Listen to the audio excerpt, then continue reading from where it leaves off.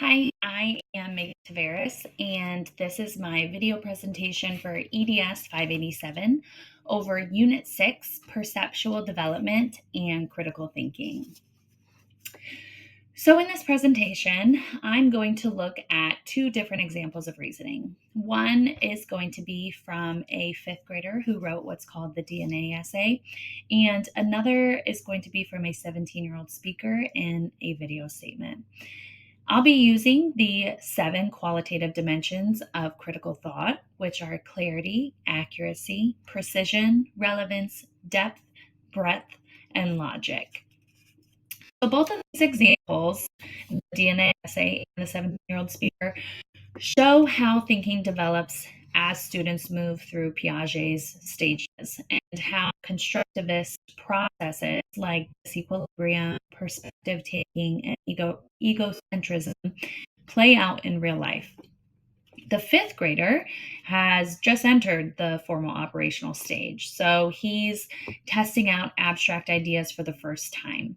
The 17-year-old, on the other hand, is firmly in that stage and can reason in much more complex hypothetical ways. So, as we move through the 7 dimensions, you'll see how their critical thinking connects to where they are developmentally. So, I will be going through the DNA essay in its entirety first and kind of breaking that down, and then we will move to the 17-year-old speaker.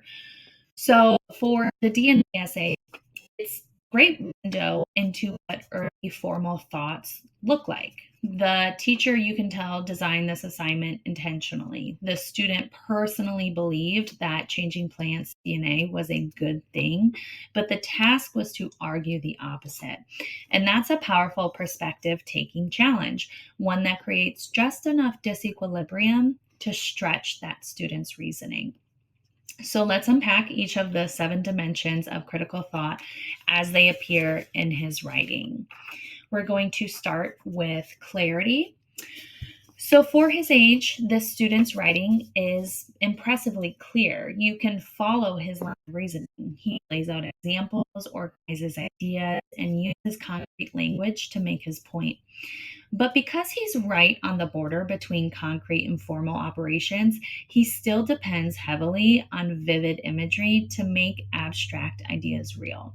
So, for instance, he warns that if trees' DNA were changed, people might suffocate from lack of oxygen.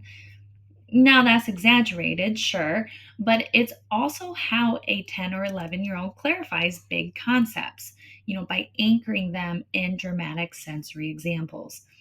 This reliance on imagery tells us two things. First, he's in that cognitive stretch where he's experimenting with abstraction.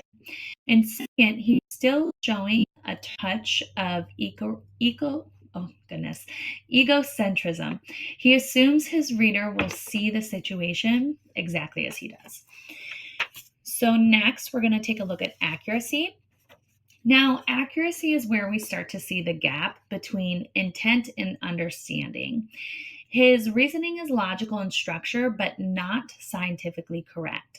He links DNA changes to environmental collapse, which is inaccurate, but it shows that he's starting to connect cause and effect across systems. At this age, kids are experimenting with hypothetical reasoning even when they don't have the content knowledge to back it up. So, what looks like a mistake is actually disequilibrium doing its job. He's trying out new mental models. In Piaget's terms, he's assimilating what he knows about change and consequence into a brand new concept. And that's what we want to see when students are developing abstract reasoning. It's messy, but it's growth, and that's what's important. So the next one is precision. So precision is where his developmental stage really shows. His language is sweeping and emotional. For example, like people could die, plants make everyone sick. These very kind of just no room for error here. There's no hedging or conditional thinking yet. And so this is classic for a learner just stepping into formal thought. Precision requires controlling multiple variables at once, and his mind just isn't quite there yet. He's reasoning in broad strokes because he's still learning how to qualify statements. In the classroom, I see this when a student insists, all sharks are dangerous because they haven't yet learned to think in exceptions. And the intention to be accurate is there, but the language tools and abstract control are still developing. So next we have relevance. He actually stays pretty focused on his topic. Everything connects to his main claim that DNA modification is dangerous. But what's interesting is how he decides what counts as relevant. For him, relevance equals emotional importance. The examples he chooses: extinction, disease, suffocation. These are all high stakes, high emotion outcomes. And that's another marker of egocentrism. He equates what feels important to him with what is important logically. So then we move to depth. And depth is where we see those early sparks of abstract thinking. He mentions long-term effects like rising medical costs and harm to future generations, which shows he's thinking beyond the immediate. But his reasoning still runs in straight lines. For instance, if A happens, then B happens. He doesn't yet explore the interactions among causes. That's the cognitive leap that comes later, the recognizing how multiple factors interconnect. But still, that effort to think long term shows real progress. He's building that mental time travel, the ability to imagine what might happen if, which is central to formal operations. In a classroom context, this is when students start to ask those big what if questions that go beyond the text. They're dipping into hypothetical reasoning, even if they don't have full control of it yet. So then we move into breadth. So breadth asks whether a thinker can see more than one side. And in this case, the assignment itself kind of creates that challenge. So the student had to argue the opposite of what he personally believed, which is one of the best ways to teach perspective taking. He manages to inhabit the anti-DNA modification stance fairly well, but doesn't address counter arguments. And that's expected. He's just learning to hold two views at once. And so he's not yet ready to evaluate both, if you will. So if you've ever asked students to debate a topic like, should we have school uniforms? Then you'll see that same thing where they can repeat the opposite side's ideas, but they don't fully internalize or weigh them yet. Still, this kind of task gives them the cognitive friction that they need to expand their thinking. And that's constructivism in motion, that guided disequilibrium that pushes them toward more flexible reasoning. And then last, we have logic. So his logic follows a predictable linear pattern. If you change DNA, then bad things happen. It's simplistic, but internally consistent. What matters is that he's beginning to test hypothesis mentally. So if this, then that. That's early hypothetical deductive reasoning. It's not formal science yet, but it's the start of structured thinking. I would say as a teacher, I see this same logic in math when a student, confidently declares, well, if it worked once, then it'll work every time. And they're not wrong within their system. It's just that they're still learning how to test variability. His linear logic shows the groundwork for systematic reasoning that adolescents will refine. All right, so we are going to transition into the 17-year-old speaker. now. So shifting to the 17-year-old speaker, she's solidly in that formal operational stage, and you can hear it in the sophistication of her reasoning. So, adolescents at this stage can handle abstract concepts, hypotheticals, and contradictions. They can juggle ideas instead of just stacking them. So, we'll walk through the same 7 dimensions again, this time seeing how each one looks once that cognitive growth has matured. So once again, we're going to start with clarity. So her clarity comes through structure. She likely introduces her point, builds her reasoning logically, and summarizes effectively. What sets her apart from the younger student is metacognition. She is aware of her audience and adjusts as she speaks. So instead of assuming people understand, she anticipates that confusion and clarifies proactively. And that is a huge developmental leap. It shows she's reached equilibrium, that balance where thought and communication work together. It's the difference between here's what I think and here's what I think and why it makes sense to you.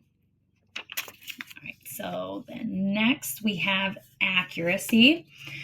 So her statements are grounded in evidence or logic rather than emotion. She's moved past the egocentrism of childhood and can now separate belief from fact. And this is where formal operations really shine. She can identify when something doesn't quite add up and self-correct. That internal check is a form of cognitive equilibrium. In younger thinkers, accuracy depends on teacher feedback, whereas by adolescence, it becomes more self regulated. You'll see this in high school discussions. Students will fact check themselves mid sentence, and that shows a mature awareness of accuracy as part of reasoning, not just correctness. All right, so then we have precision. This one is one of the clear signs of advanced formal thought. She uses qualifiers and nuances. For example, it depends, and in most cases, or research suggests. And so that kind of phrasing reflects an understanding that truth is conditional. She's learned to manage cognitive complexity and express it clearly. The shift from all or nothing statements to sometimes statements is quiet, but is a quiet major milestone in development. So, in a classroom context, this is the moment when your top middle schoolers start to drive you crazy with, well, technically, and that's when you realize,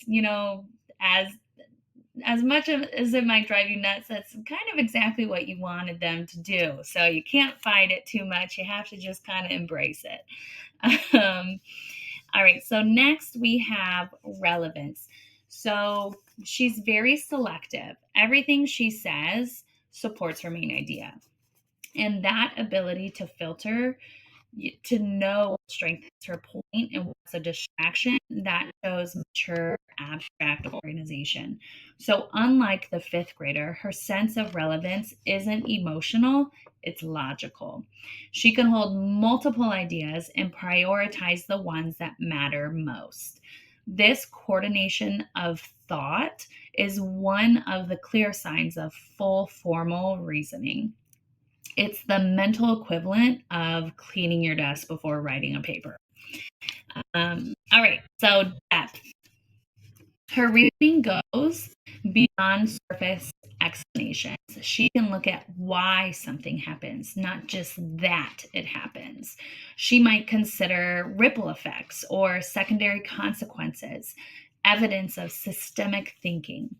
At this stage, students begin to think like scientists or social critics. They recognize complexity and can explore the gray areas. That ability reflects years of cognitive conflict and resolution.